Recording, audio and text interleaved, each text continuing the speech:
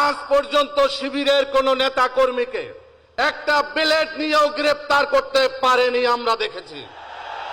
তারপরেও কিছু রাজনৈতিক দলের প্রধান কর্মসূচি, প্রধান এজেন্ডা হচ্ছে জামাত ইসলামীর বিরোধিতা করা, তাদের এজেন্ডা হচ্ছে ইসলামী ছাত্র শিবিরের বিরোধিতা করা।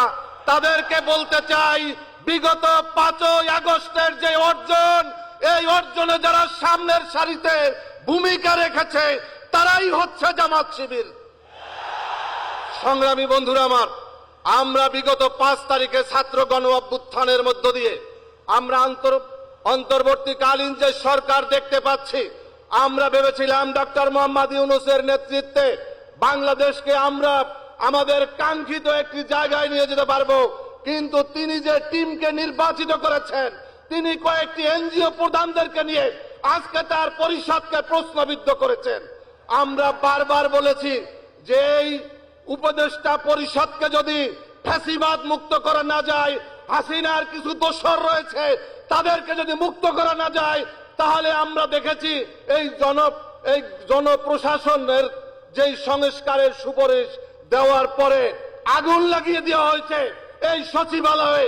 এর জন্য দায়ী হচ্ছে এই জনপ্রশাসন সংস্কারের যেই সমস্ত সুপারিশ রয়েছে, এই সুপারিশকে যারা মেনে নিতে পারেনি, যারা আন্দোলন করেছে, যারা আগামী 4 তারিখে যারা মহাসমাবেশের ঘোষণা দিয়েছে, আজকে তারাই এই সমস্ত দুষ্কৃতি কাজ করে যাচ্ছে। বন্ধুরা, মাঠের অলরাউন্ডার আমি, আর ঘরের অলরাউন্ডার টাইলক্স।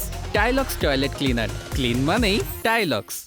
আপনারা দেখেছেন সানজিদার কথা, ত্রিভুজ প্রেমের কারণে তাকে পুলিশ থেকে অপসারণ করা হয়েছে।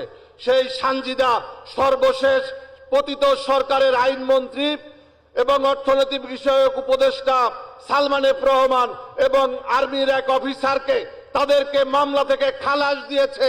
এসব হচ্ছে এই ফ্যাসিবাদের দোসররা বিভিন্ন জায়গাতে অবস্থান করার কারণে আমরা একের পর এক নাটক আমরা দেখতেছি। তাই আজকে বলতে চাই, বক্তব্য দেওয়ার সময় নেই, এখন আমাদের কাজ করার সময়। দীর্ঘ 17টি বছর আমরা মাঠে ময়দানে অনেক বক্তব্য দিয়েছি।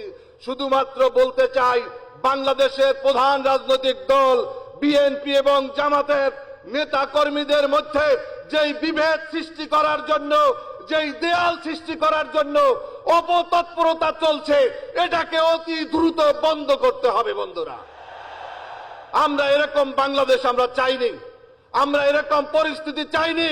যখন খুনি হাসিনা ছিল তখন তো বিএনপি জামাত কাঁধে কাঁধ মিলিয়ে এই স্বৈরাচার পতনের জন্য আন্দোলন করেছে। আজকে বাংলাদেশ পুনর্গঠন করতে পারিনি। এখনো আমাদের বাংলাদেশী জাতীয়তাবাদ এবং ধর্মীয় মূল্যবোধে বিশ্বাসী শক্তিরা আজকে এখনো ক্ষমতায়ন হয়নি।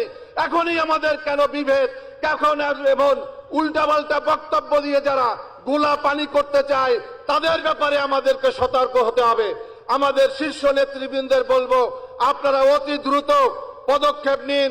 এই সমস্ত এমন কোন কথা যেন আমাদের মধ্য থেকে বের না হয়, যাদের মধ্য দিয়ে আমাদের জাতীয় ঐক্য আবারও ফাটল ধরার জন্য